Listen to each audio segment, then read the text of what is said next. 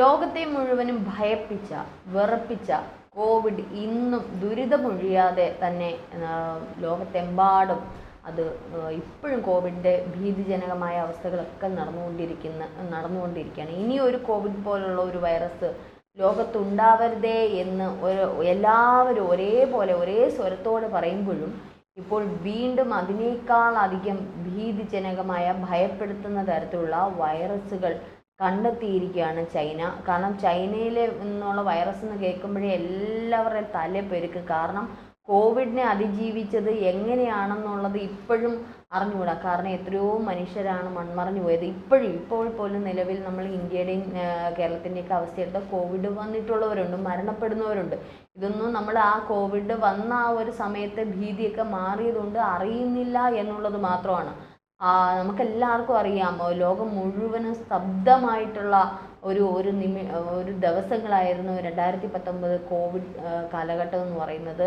എന്ത് തന്നെയാലും ഇപ്പോൾ പറയുന്നത് ലോകത്ത് കോവിഡിനേക്കാളും മാരകമായ പകർച്ചവ്യാധികൾ വ്യാപിച്ചേക്കാം എന്നുള്ളൊരു മുന്നറിയിപ്പുമാണ് ചൈനയിലെ ഗവേഷകർ ഇപ്പോൾ രംഗത്തെത്തിയിരിക്കുന്നത്. അതായത് ഈ കോവിഡിനേക്കാളും മാരകമായിട്ടുള്ളത് എന്ന് പറയുമ്പോൾ ഈ സംഗതി ഇപ്പോൾ ഇവർ കണ്ടുപിടിച്ചിരിക്കുന്ന വൈറസുകൾ വവ്വാലുകളിൽ നിന്നുള്ള വവ്വാലുകളെ പരീക്ഷിച്ചുകൊണ്ട്, അതായത് വവ്വാലുകളിൽ ആഗോള ആരോഗ്യത്തിന് ഗുരുതര ഭീഷണി ഉയർത്തുന്ന 22 പുതിയ വൈറസുകളെയാണ് ശാസ്ത്രജ്ഞർ കണ്ടെത്തിയിരിക്കുന്നത്. ഇത് മനുഷ്യനെന്ന പോലെ മൃഗങ്ങൾക്കും ഈ വൈറസുകൾ വളരെയധികം ഭീഷണിയാണെന്നാണ് ഇവർ ചൂണ്ടിക്കാണിക്കുന്നത്. യുനാൻ പ്രവിശ്യയിൽ നിന്ന് 2017-നും 2021-നും ഇടയിൽ ശേഖരിച്ച 142 വവ്വാലുകളുടെ സാമ്പിളുകളാണ് ഇപ്പോൾ പരിശോധിച്ചത്. ഈ പരിശോധനയിലാണ് ഇത്തരത്തിൽ വലിയ രീതിയിൽ മനുഷ്യരാശിക്ക് ഭീഷണി ഉയർത്തുന്ന 22 ഇനം പുതിയ തരം വൈറസുകളെ കണ്ടെത്തിയിരിക്കുന്നത്. വവ്വാലുകളുടെ വൃക്ക കോശങ്ങളിലാണ് ഈ വൈറസുകൾ കണ്ടെത്തിയത്.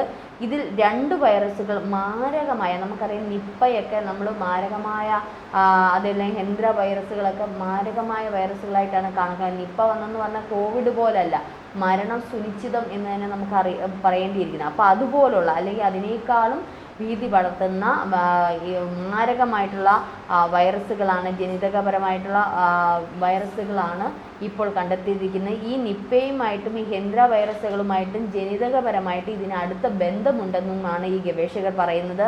ഇതിൻ്റെയൊക്കെ കാരണം എന്താണെന്ന് നമ്മൾ അറിയേണ്ടതുണ്ട്. കാരണം എന്തുകൊണ്ടാണ് ഇത്തരത്തിലുള്ള വൈറസുകൾ, മൃഗങ്ങളിലുള്ള ഇത്തരത്തിലുള്ള വൈറസുകൾ എങ്ങനെയാണ് മനുഷ്യരിലേക്ക് വരുന്നത്? കാരണം ഈ വൈറസുകളൊക്കെ ഇപ്പം വായുവിൽ കൂടി തന്നെയാണെങ്കിൽ തന്നെ ഇത് അധികം നേരം സെക്കൻഡുകൾ കൊണ്ട് ഇത് നശിച്ചു പോകും. പിന്നെ എങ്ങനെയാണ് ഇത് മനുഷ്യരിലേക്ക് എത്തുന്നത്? കാലാവസ്ഥാ വ്യതിയാനം, വനനശീകരണം, നഗരവ്യാപനം തുടങ്ങിയവ വന്നപ്പോഴേക്കും മനുഷ്യരും ഈ വന്യജീവികളും തമ്മിൽ കൂടുതൽ അടുത്ത് പിഴകാൻ സാധ്യതയുണ്ട്. കാരണം നമുക്കറിയാം ഇപ്പോൾ തന്നെ കാട്ടിൽ നിന്നുമാണ് മൃഗങ്ങളൊക്കെ നാട്ടിലേക്ക് വരുന്നത്. കാരണം എന്താണ്?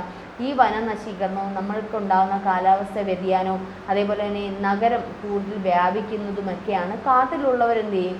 കാട്ടിലുള്ള മൃഗങ്ങൾ നാട്ടിലേക്ക് വരും. അപ്പോൾ സ്വാഭാവികമായിട്ട് അവ നമ്മളിലേക്ക് ഇടപഴകുന്ന ഒരവസ്ഥയിലേക്ക് വരുമ്പോഴേക്കും അവരിലുള്ള രോഗങ്ങൾ, അവരിലുള്ള ഈ വൈറസുകളൊക്കെ മനുഷ്യരിലേക്ക് വ്യാപിക്കുകയും അത് മനുഷ്യരാശിക്ക് തന്നെ ദോഷമാകുന്ന തരത്തിലാവുകയും ചെയ്യുകയാണ്. ഇത് സാർസ്, എബോള, കോവിഡ് എന്നീ മാരക പകർച്ചവ്യാധികൾ വ്യാപിക്കാൻ ഇടയായതുപോലെ പുതിയ വൈറസുകൾ മനുഷ്യനിലേക്കും വ്യാപിക്കാൻ സാധ്യത കൂടുതലാണെന്നാണ് ഇപ്പോൾ ശാസ്ത്രജ്ഞർ പറയുന്നത്. വൃക്കകോശങ്ങളിലാണ് വൈറസുകൾ കണ്ടെത്തിയതിനാൽ വവ്വാലുകളുടെ മൂത്രത്തിലൂടെ വൈറസ് വ്യാപിക്കാനുള്ള സാധ്യത വളരെ കൂടുതലാണെന്ന് ഇവർ മുന്നറിയിപ്പ് നൽകുന്നുണ്ട്. കാരണം ഇത് വൃക്കയിലായതുകൊണ്ട് അത് വവ്വാലുകളുടെ മൂത്രത്തിലൂടെ ആയിരിക്കാം, യൂറിനിലൂടെ ഇത്തരത്തിലുള്ള വൈറസുകൾ മനുഷ്യനിലേക്ക് വ്യാപിക്കാൻ സാധ്യതയുണ്ട്. കാരണം വവ്വാലുകൾ നമുക്ക് രാത്രി കാലങ്ങളിൽ നാട്ടിലേക്ക് പല മരങ്ങളിലും ഒക്കെ നമുക്ക് കാണാം. ഈ അതേപോലെ ഫ്രൂട്ട്സുകളിൽ, പഴവർഗ്ഗങ്ങളിൽ, അതുകൊണ്ട് തന്നെയാണ് എപ്പോഴും പറയുന്ന പഴവർഗ്ഗങ്ങളും പച്ചക്കറികളും ഒക്കെ നന്നായിട്ട് കഴുകി ഉപയോഗിക്കണം. അതുപോലെ എടുത്ത് കഴിക്കരുത് എന്നൊക്കെയുള്ള രീതി പറയുന്നത്. ഉപ്പോ അല്ലെങ്കിൽ ഈ വിനാഗിരിയൊക്കെ ഉപയോഗിച്ച് നന്നായിട്ട് കഴുകി വേണം അത് നന്നായിട്ട് യൂസ് ചെയ്യാൻ. കാരണം ഇത്തരത്തിലുള്ള വൈറസുകൾ ഏത് നിമിഷം വേണമെങ്കിലും മനുഷ്യരിലേക്ക് കടക്കാൻ വലിയ പ്രയാസമൊന്നുമില്ല എന്നുള്ളതാണ്. കൃഷിയിടത്തിനടുത്ത് കഴിയുന്ന പഴന്തീനി വവ്വാലുകളിലാണ് ഇത് കണ്ടെത്തിയിരിക്കുന്നത്. ഞാൻ നേരത്തെ പറഞ്ഞതുപോലെ അതുകൊണ്ട് തന്നെ കൃഷിയിടങ്ങളുമായിട്ട് ബന്ധപ്പെട്ട് ഇത് കൂടുതൽ നമ്മൾ കെയർ ചെയ്യേണ്ടതായിട്ടുള്ള സാഹചര്യമാണ് ഇപ്പോൾ വന്നിരിക്കുന്നത്.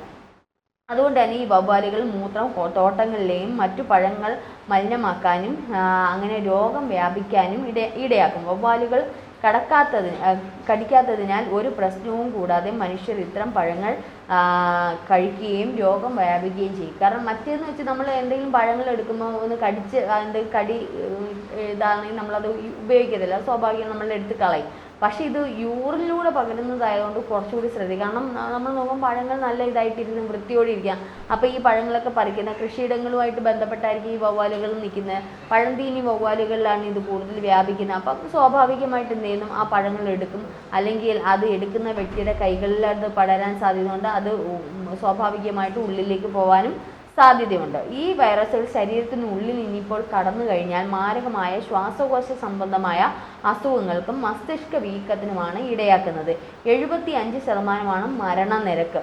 ഇത്രയൊക്കെ മാരകമാണെങ്കിൽ ഈ വൈറസുകൾ മനുഷ്യരിലോട്ടോ ഒന്നും വ്യാപിച്ചിട്ടില്ല എന്നുള്ളതാണ് ഇപ്പോൾ അറിയാൻ കഴിഞ്ഞത്. എന്തായാലും ചൈന എന്ന് കേൾക്കുമ്പോൾ വൈറസ് എന്ന ഈ ഇടയ്ക്ക് നമ്മൾ അറിഞ്ഞൊരു കാര്യമുണ്ട്. ചൈന അമേരിക്കയിലേക്ക് 2 വൈറസുകളെ മറ്റേ പ്ലാസ്റ്റിക് പാക്കിലൊക്കെ ആക്കി കടത്തിവിട്ട് എന്തായാലും കൈയോടെ പൊക്കിയതുകൊണ്ട് രക്ഷപ്പെട്ടു. അത് ഇത്തരത്തിലുള്ള കൃഷി ഇടങ്ങളിൽ കാണപ്പെടുന്ന കൃഷികളെ നശിക്കുന്ന തരത്തിലുള്ള വൈറസുകളായിരുന്നു അവർ കടത്തിവിട്ടത്. അപ്പോൾ അവർക്ക് സ്വാഭാവികമായിട്ടും മറ്റുള്ളവർ ഈ മിസൈലുകളും ബോംബും ഈ പറഞ്ഞോണം മറ്റുള്ള ആണവായുധമൊക്കെ എടുക്കുമ്പോൾ ചൈന അവിടെ ഇരുന്ന് ഇതുപോലുള്ള ചെറിയ ചെറിയ കുതന്ത്രങ്ങളൊക്കെ കണ്ടെത്തിയിട്ട് ഇതുപോലുള്ള വൈറസുകൾ എടുത്ത് പാക്ക് ചെയ്ത് അങ്ങ് വിട്ടു കൊടുക്കുകയാണ് ചെയ്യുന്നത്. ഇത് ഏതെങ്കിലും ഒരു മൃഗത്തെ കൊണ്ടുവന്ന് ബോർഡറിലാക്കി ഇട്ട് കൊടുത്താലും മതി. ഇത് പടരാൻ വലിയ പ്രയാസമൊന്നുമില്ല. കാരണം ചൈനയിൽ നിന്ന് പോയ ഒരു വ്യക്തിക്കാണ് കോവിഡ് ബാധിച്ചത്. ആ ഒരു വ്യക്തിയിൽ നിന്നാണ് ലോകം മുഴുവനും സ്തബ്ധമായത്. മനുഷ്യൻ ജോലിക്ക് പോകാൻ പറ്റുക, എന്തെല്ലാം സാമ്പത്തിക സ്ഥിതിയാണ് ബാധിച്ചത്. അതിൽ നിന്നൊക്കെ ഈ കോവിഡ് എന്ന് പറയുന്ന ആ മഹാമാരിയിൽ നിന്ന് ലോകമൊക്കെ ഒന്ന് കരകയറി വന്നതേ ഉള്ളൂ. അപ്പോൾ അവർ അവിടെ ഇരുന്നുകൊണ്ട് ഇത്തരത്തിലുള്ള ഗവേഷണങ്ങൾ നടത്തുന്നതിൻ്റെ ഇടയ്ക്കൂടെ ഈ വൈറസിനെ എടുത്ത് അവർ സൂക്ഷിച്ചിട്ട് ഇതുപോലെ രാജ്യങ്ങൾക്ക് ഇട്ടുകൊടുത്തു. പ്രധാനമായിട്ട് അവരുടെ ഗവേഷണ ഇത് പൊതുവേ പറയുന്ന ഒരു കാര്യമുണ്ട്. അവരുടെ ഈ ഗവേഷണവുമായിട്ടൊക്കെ ബന്ധപ്പെട്ട് അവർ കൂടുതലും ഈ പറഞ്ഞണം അവരുടെ പ്രതിരോധ സംവിധാനങ്ങളെക്കാൾ ഇത്തരത്തിലുള്ള വൈറസുകൾ ജനറ്റിക് സംഗതികൾക്കൊക്കെ കൂടുതൽ പ്രാധാന്യം നൽകിക്കൊണ്ട് ഇത്തരത്തിലുള്ള വൈറസുകൾ ഉൽപ്പാദിപ്പിക്കുകയാണ് ചെയ്യുന്നത്. അത് മനുഷ്യരാശിയെ കൊല്ലാൻ തക്ക രീതിയിലുള്ള ഏതൊക്കെ തരത്തിലുള്ള വൈറസുകൾ ഉണ്ടെന്നാണ് അവർ ഗവേഷണം ചെയ്യുന്നത്. അത് മറ്റൊന്നിനുമല്ല, ഇത്തരത്തിൽ അവർക്കെതിരെ ഏതെങ്കിലും ഒരു രാജ്യം തിരിഞ്ഞാൽ പെതുക്കെ നൈസായിട്ട് ഇത് കൊണ്ട് ഈ വൈറസ് എന്ന് പറയുന്നത് നമുക്ക് ഈ പറഞ്ഞോണം കാണാൻ പോലും കഴിയാത്തൊരു സംഗതിയാണ്. അപ്പോൾ വളരെയധികം ഈസിയാണ് ഇവർക്കിത് മനുഷ്യരിലേക്ക് എത്തിക്കാൻ പറ്റുന്ന വളരെയധികം ഈസി ആയിട്ടുള്ള കാര്യമാണ്. അപ്പോൾ അതിൽ വലിയ പ്രയാസമുള്ള കാര്യങ്ങളൊന്നുമില്ല. നമ്മൾ ചില മറ്റേ സോംബിയ പോലുള്ള സിനിമകളിലൊക്കെ കണ്ടതുപോലെ ഇത്തരത്തിൽ ചൈന ചെയ്യില്ല എന്നൊന്നും ഉറപ്പിക്കാൻ പറ്റത്തില്ല. ചെയ്തിട്ടുണ്ട്. കോവിഡ് അങ്ങനെ ചെയ്തതിൻ്റെ ഫലമാണ്. പക്ഷെ അവർക്കും വലിയൊരു അടി കിട്ടിയത് കൊണ്ടാണ് അത് എന്താ പറയുന്നത് എല്ലാ ലോകത്ത് മുഴുവനും വന്ന മഹാമാരി എന്നുള്ള രീതിയിൽ നമ്മൾ പറയുന്നത്. പക്ഷേ ചൈനയെ നമുക്കത്ര വിശ്വസിക്കാനൊന്നും പറ്റത്തില്ല. അവർ ഏത് നിമിഷം ഇത്തരത്തിലുള്ള ഗവേഷണങ്ങളൊക്കെ നടത്തിക്കൊണ്ടിരിക്കുക. ഒരു കണക്കിന് നോക്കിയാൽ അത് ഒരു ഭാഗ്യമായിട്ട് കണ്ടെത്താം. മറ്റൊരു തരത്തിൽ നോക്കിയാൽ ചൈനയെ നമ്മൾ ഒന്ന് ശ്രദ്ധിക്കേണ്ടതായിട്ടുള്ള കാര്യമുണ്ട്. കാരണം അവിടെ നിന്ന് ആര് വന്നാലും നന്നായിട്ട് ചെക്ക് ചെയ്ത് വേണം അതിർത്തി കടത്താൻ എന്നുള്ളതിൻ്റെ ഒരു തെളിവുകളും കൂടാണ് ഇതിൽ നിന്ന് മനസ്സിലാക്കുന്നത്. കാരണം ഒരു കണക്കിന് ഇത്തരത്തിലുള്ള ഗവേഷണങ്ങൾ ചെയ്യുമ്പോൾ പുതിയ പുതിയ വൈറസുകളും അത് എങ്ങനെയാണ് വന്നത്, അല്ലെങ്കിൽ എന്തുകൊണ്ടാണ് ഇപ്പോൾ ഈ ഒരു 22 വൈറസ് ഇനത്തിനെ കണ്ടെത്തിയത് തന്നെ വലിയൊരു ഭാഗ്യമായിട്ടാണ്. കാരണം ഇനി അത് കുറച്ചുകൂടി മനുഷ്യർ സൂക്ഷിക്കുക, അതിന് വേണ്ടുന്ന പ്രതിരോധങ്ങൾ തീർക്കും. സ്വാഭാവികമായിട്ടും വൈറസിനെ പ്രതിരോധിക്കാനുള്ള വാക്സിനുകൾ അങ്ങനെയുള്ള കാര്യങ്ങളൊക്കെ തീർക്കുകയൊക്കെ ചെയ്യാം. അത് ഒരു കണക്കിന് മനുഷ്യരാശിക്ക് നല്ലത് എന്ന് തന്നെ നമ്മൾ പറയും. പക്ഷെ ഒപ്പം തന്നെ ചൈനയുടെ ചില കച്ചവട തന്ത്രങ്ങൾ അല്ലെങ്കിൽ യുദ്ധതന്ത്രങ്ങളിൽ ഇത്തരത്തിലുള്ള വൈറസിനെയൊക്കെ കയറ്റി വിട്ടിട്ട് മറ്റേ ഈ പറഞ്ഞ കോവിഡ് വാക്സിൻ്റെ കണക്കുള്ള വാക്സിനൊക്കെ നേരത്തെ വിപുലീകരിച്ച് വെച്ചിട്ട് ഇത്തരത്തിൽ ഉള്ള കച്ചവട തന്ത്രങ്ങൾ മെനയാനും സാധ്യതയുണ്ട്. ഏത് തരത്തിലായാലും നമ്മളത് ഗൗരവതരമായിട്ട് എടുക്കേണ്ടതായിട്ടുള്ള കാര്യമാണ്. കാരണം നമ്മളെപ്പോഴും കാടുമായിട്ട് ബന്ധപ്പെട്ട് കിടക്കുന്ന വന്യജീവികൾ ഒരിക്കലും നമ്മുടെ നാട്ടിലേക്ക് ഇറങ്ങാനോ അല്ലെങ്കിൽ മനുഷ്യരുമായിട്ട് ഇടപഴകാനോ സാഹചര്യം കൊടുക്കരുത്. കാടിനെ നശിപ്പിക്കരുത് എന്ന് പണ്ട് മുതലേ പറയുന്നത് കാടിനെ നശിപ്പിക്കരുത്, ഭൂമിയെ നശിപ്പിക്കരുത് എന്നൊക്കെ പറയുന്നത് ഇതുകൊണ്ട് തന്നെയാണ്.